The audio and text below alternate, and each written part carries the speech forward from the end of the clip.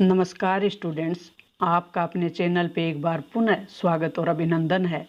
आज का हमारा महत्वपूर्ण टॉपिक आमेर का कछुआ वंश है। तो आमेर के कछुआ वंश की महत्वपूर्ण जानकारी प्राप्त करें उससे पहले थोड़ा सा हम राजस्थान के इतिहास के बारे में जानकारी प्राप्त कर लेते हैं कि राजस्थान में अलग अलग समय में अलग अलग राजवंशों ने राज किया। जैसे मेवाड़ में गुहिल वंश और सिसोदिया वंश, तो मारवाड़ में राठौड़ वंश, रणथंभौर, अजमेर और जालौर में चौहान वंश ने शासन किया। भरतपुर में जाट वंश। तो इसी तरीके से ढूंढाड़ जो क्षेत्र है, जयपुर के आसपास का क्षेत्र जहाँ ढूंढ नदी बहती थी, उस क्षेत्र को ढूंढाड़ कहते हैं, राजस्थान के पूर्वी भाग। इस क्षेत्र में किसी समय कछुआ वंश ने शासन किया और उसी कछुआ वंश के बारे में हम आज जानकारी लेंगे। तो राजस्थान में कछुआ वंश आमेर, जो कि उस समय इसकी राजधानी थी, जयपुर के आसपास का क्षेत्र ढूंढाड़, जो कि राजस्थान का पूर्वी क्षेत्र था, वहीं पे ये क्षेत्र था। कछुआ राजवंश ने यहाँ पे राज किया। तो आमेर का कछुआ वंश, इस जो कछुआ वंश के संस्थापक थे वो थे धौला राय या दुले राय भी इन्हें कहा जाता है। राजधानी इनकी रही दौसा। ये जो आमेर के कछुआ वंश था, इसको सबसे पहले यहाँ प्रारंभिक समय में कहें तो मीणा और बड़गुजरों का सामना करना पड़ा। इनके दूसरे शासक थे कोकिल देव और इन्होंने आमेर को राजधानी बनाई 1207 में। नरवर, नरुका और शेखा, जो कि शेखावाटी एक शाखा थी, उसकी स्थापना करते हैं। राजस्थान के पूर्वी भाग में जहाँ ढूंढ नदी बहती थी, उसी क्षेत्र को ढूंढाड़ के नाम से जाना जाता है। ये अपना ढूंढाड़ जो क्षेत्र है, ये ढूंढ नदी बहती थी, उसी क्षेत्र को कहा जाता है, जयपुर के आसपास का क्षेत्र। और 1137 में दुले राव ने यहाँ कछुआ वंश की स्थापना की थी। 1612 में आमेर लेख में 1612 में लिखा गया एक आमेर लेख है, जिससे पता चलता है कि ये जो वंश था ये रघुवंश तिलक कहलाता था।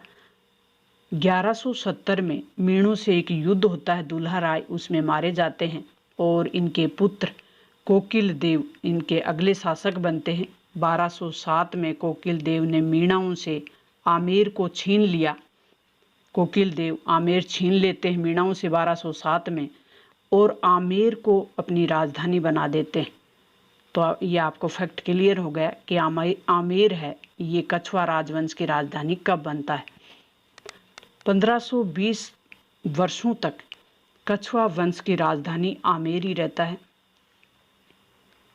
1527 में खानवा के युद्ध में, ये जो अपना चैप्टर है कछुआ वंश से, यहाँ अपने को राजपूत मुगल जो संबंध हैं वो भी क्लियर होगा कि राजपूतों से मुगलों के जो संबंध थे, या कहें कि मुगलों से राजपूतों के कैसे संबंध थे, उसके बारे में भी क्लियर होगा।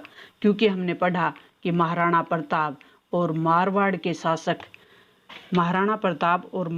शासक थे, दोनों ही जिन्होंने अकबर की अधीनता आजीवन स्वीकार नहीं की। जबकि कछुआ वंश, जो कि आमेर का कछुआ वंश था, इसके मुगलों से अच्छे संबंध थे और वैवाहिक संबंध इनके स्थापित हुए। तो वो भी हम इसमें साथ साथ क्लियर करेंगे। तो 1527 में खानवा का युद्ध होता है और यहाँ से पृथ्वीराज जाते हैं बाबर के विरुद्ध राणा सांगा का साथ देने के लिए। और अकबर के समकालीन कछुआ वंश के जो शासक हैं वो हैं भारमल कछुआ वंश के पहले शासक हैं, जो अकबर से मित्रतापूर्ण संबंध अपनाते हैं, यानी सुलह कुल की नीति अपनाते हैं। सुलह कुल की नीति, मित्रता के संबंध। 1562 में भारमल अकबर से मिल जाते हैं और अकबर की अधीनता स्वीकार कर लेते हैं। इस नीति के तहत राजपूतों के साथ मित्रता के संबंध स्थापित हो जाते हैं और इनके प्रतिरोध की जो नीति थी, जो कि महाराणा प्रताप ने अपनाई, तो उस नीति का अब ये समाप्त कर देते हैं और मित्रतापूर्ण संबंध स्थापित कर लेते हैं। राव चंद्र सेन जो कभी भी अकबर की अधीनता स्वीकार नहीं करते, तो उन्हें महाराणा प्रताप का अग्रगामी या मारवाड़ का प्रताप भी कहते हैं। तो अब भारमल 6 जनवरी 1562 में अपनी जो पुत्री हरकूबाई है उनका विवाह अकबर के साथ कर देते हैं और वैवाहिक संबंध स्थापित कर देते हैं। हरकूबाई के पुत्र का जन्म होता है और वो जहांगीर कहलाते हैं। सलीम ने हरकूबाई को मरियम उजमानी की जो उपाधि थी वो दी थी। मुगलों से वैवाहिक संबंध स्थापित करने वाला प्रथम राजपूत शासक था वो था भारमल। तो भारमल के पश्चात उनके पुत्र भगवंत दास या भगवान दास का पुत्र मान सिंह, भारमल का पुत्र मान सिंह और भारमल का पुत्र भगवंत दास या इनको भगवान दास भी कहते हैं, इन्होंने भी इनके साथ मित्रतापूर्ण संधि या मित्रतापूर्ण संबंध स्थापित किए मुगलों से। अकबर ने भारमल को अमीर उल उमारा की उपाधि दी थी और भगवान दास को 5000 का मनसब प्रदान किया जाता था।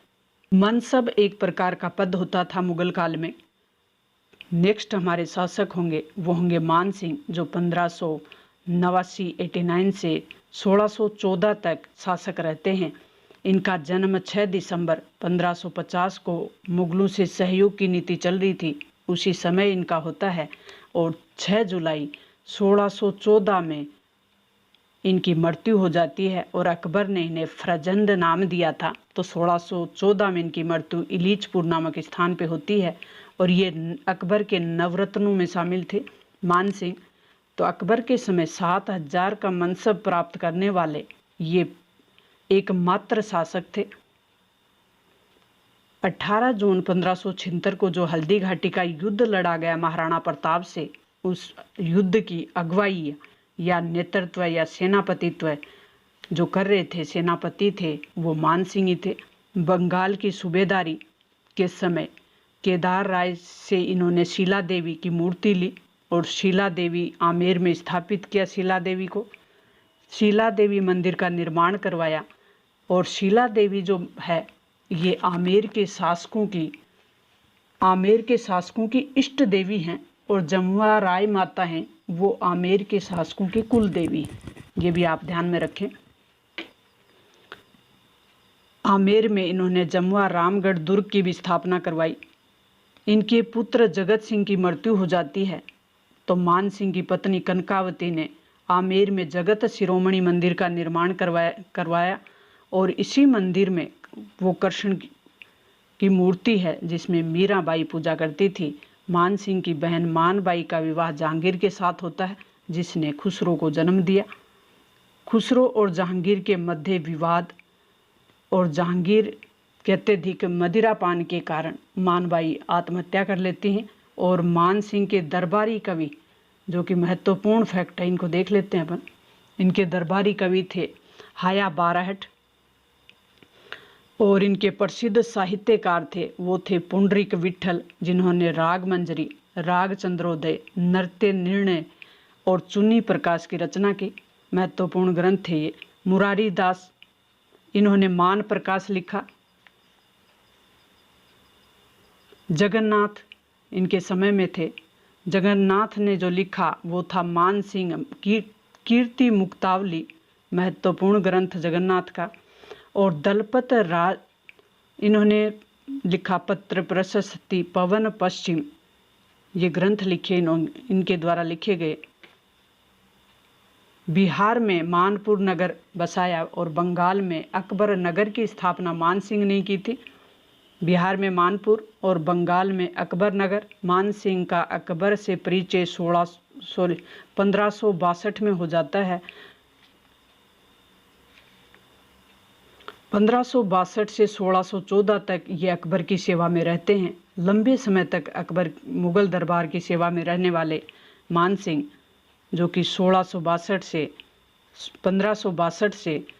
1614 तक लगभग 52 साल तक ये मुगल दरबार में सेवा देते हैं। अकबर ने मान सिंह को जून 1573 को महाराणा प्रताप के पास एक शिष्टमंडल भेजते हैं, 4 उनमें से मान सिंह को भी भेजा जाता है। 1585 में मान सिंह काबुल के सूबेदार बनाए जाते हैं। सबसे पहले ये वर्ष पूछ लिया जाता है, मान सिंह को काबुल का सूबेदार कब बनाया गया? 1585 में। और मान सिंह को 1587 में बिहार का सूबेदार, यानी काबुल के सूबेदार बनाने के बाद बिहार का सूबेदार बनाया जाता है और उसके बाद इनको उड़ीसा भेजा जाता है। जय सिंह प्रथम महत्वपूर्ण शासक, जय सिंह प्रथम नेक्स्ट अपने शासक होंगे, इनके बारे में हम महत्वपूर्ण जानकारी प्राप्त करने की कोशिश करेंगे। जय सिंह प्रथम, जिनको मिर्जा राजा जय सिंह भी कहा जाता है, 1621 से 1666 का इनका समय रहता है। जहांगीर, शाहजहां और औरंगजेब 3 मुगल बादशाहों की सेवा करने वाले शासक हैं जय सिंह, मिर्जा जय सिंह। इनके समय पुरंदर की संधि एक ऐतिहासिक घटना रही इतिहास में, उसको भी हम देखेंगे। मान सिंह के पश्चात कुछ समय के लिए उनका भाई भाव सिंह शासक बनता है और 1621 में इनकी मृत्यु हो जाती है। तब मान सिंह प्रथम का पुत्र जय सिंह प्रथम आमेर की गद्दी पे बैठ जाता है, जो कि बहुत कम समय यानी बहुत कम वर्ष के थे, यानी इनकी आयु बहुत कम थी उस समय, 11 वर्षीय थी। इन्होंने 3 मुगल शासकों की सेवा की, जिनको हमने देख लिया, जहांगीर, शाहजहां और औरंगजेब। इन तीनों की सेवा में रहे ये। शाहजहां ने जय सिंह को मिर्जा राजा की उपाधि दी थी और 1658 में शाहजहां के चारों पुत्रों के बीच उत्तराधिकार का संघर्ष शुरू हो जाता है और जय सिंह ने उस समय उत्तराधिकार के संघर्ष में औरंगजेब का साथ दिया था। 1664 में जय सिंह को शिवाजी के विरुद्ध भेजा जाता है। 1665 में जय सिंह और शिवाजी के मध्य पुरंदर की संधि होती है। मराठा शासक शिवाजी, इस संधि में शिवाजी को अपने 35 दुर्गों में 23 दुर्ग मुगलों को सौंपने पड़ते हैं, क्योंकि मुगलों की तरफ से ही जय सिंह प्रथम शिवाजी के विरुद्ध जाते हैं 1664 में और 1665 में पुरंदर की संधि करते हैं, जिसमें शिवाजी ने 35 में से 23 दुर्ग मुगलों को सौंप दिए। 1666 में औरंगजेब के कहने पर जय सिंह प्रथम और उनके पुत्र राम सिंह प्रथम, जय सिंह प्रथम को उनका पुत्र है राम सिंह प्रथम वो जहर दे देता है, तो ये पुत्र हंता कहलाते हैं। राम सिंह प्रथम आमेर का पितृहंता, यानी पिता की हत्या करने वाला शासक पितृहंता कहलाता है। राम सिंह प्रथम बोहरनपुर नामक स्थान पे जय सिंह की मृत्यु हो जाती है। ये भी पूछ लिया जाता है कि जय सिंह की मृत्यु कहाँ होती है, तो आप ये भी ध्यान रखें, जगह का नाम बोहरनपुर। जय सिंह प्रथम के दरबार में जो कवि थे बिहारी, उनके द्वारा बिहारी सतसई लिखा जाता है, जो 713 दोहों का संकलन था। और कहा जाता है कि एक दोहे पे 1 स्वर्ण मुद्रा इनके द्वारा दी जाती थी। तो जय सिंह प्रथम के दरबारी कवि बिहारी जो कि बिहारी सतसई लिखते हैं। राम कवि जय सिंह चरित्र लिखा। आमेर में जयगढ़ दुर्ग का निर्माण जय सिंह प्रथम ने करवाया। इनका उपनाम था चिलह का टीला। और जय बाण तोप एशिया की सबसे बड़ी तोप है जय बाण। महत्वपूर्ण फैक्ट, नेक्स्ट जो हमारे शासक हैं वो हैं जय सिंह द्वितीय, और जय सिंह द्वितीय का दूसरा नाम सवाई जय सिंह है। तो सवाई जय सिंह, जो कि जय सिंह द्वितीय भी कहलाते हैं, इनके बचपन का नाम चिमना जी था। औरंगजेब ने सवाई की उपाधि इनको दी थी और 1727 में इन्होंने जयपुर की स्थापना की। तो सवाई जय सिंह ने या जय सिंह द्वितीय ने जयपुर की स्थापना की थी 1727 में। जयपुर के वास्तुकार थे विद्याधर भट्टाचार्य। जयपुर के वास्तुकार विद्याधर भट्टाचार्य, जिन्होंने 1857 में राम सिंह द्वितीय ने गुलाबी नगर में जयपुर को रंगवाया था। तो गुलाबी रंग करवाने वाले थे राम सिंह द्वितीय, और जयपुर के वास्तुकार थे वो थे विद्याधर भट्टाचार्य। जयपुर के प्रिंस अल्बर्ट के आगमन पे ये रंग करवाया गया था, गुलाबी रंग। तो राजस्थान की राजधानी जयपुर को गुलाबी नगर के नाम से भी जाना जाता है। तो ये आप गुलाबी नगर करवाने वाले शासक थे, वो थे राम सिंह द्वितीय। 5 वेधशालाओं की स्थापना इतिहास में महत्वपूर्ण घटना है सवाई जय सिंह की, और इनका बहुत बड़ा काम था ये 5 वेधशालाओं का निर्माण करवाना या स्थापना करवाना। इनमें जंतर मंतर के नाम से जानी जाती है जयपुर की वेधशाला। सबसे पहली जो वेधशाला की स्थापना इन्होंने करवाई वो थी दिल्ली में, जो कि 1724 में करवाई। जयपुर में 1728 में करवाई। ये सबसे बड़ी वेधशाला है जयपुर वाली। जयपुर की वेधशाला सबसे बड़ी है और ये 2010 में यूनेस्को ने विश्व विरासत में इसको शामिल किया है। तो ये भी फैक्ट पूछ लिया जाता है कि 2010 में या किस वर्ष इसको शामिल किया गया। तीसरी जो वेधशाला इन्होंने बनवाई वो थी मथुरा में, चौथी उज्जैन में और 5वीं बनारस में। ये शहर भी पूछ लिए जाते हैं। सवाई जय सिंह के समय जो लिखे गए ग्रंथ थे वो देख लेते हैं हम। सवाई जय सिंह के द्वारा जय सिंह कारिका, और इसको फारसी में अनुवाद करके इसका नाम रखा गया जिजे मोहम्मद साई। जय सिंह कारिका लिखी गई सवाई जय सिंह के द्वारा और इसका फारसी में अनुवाद करके नाम रख दिया गया जिज मोहम्मद साई।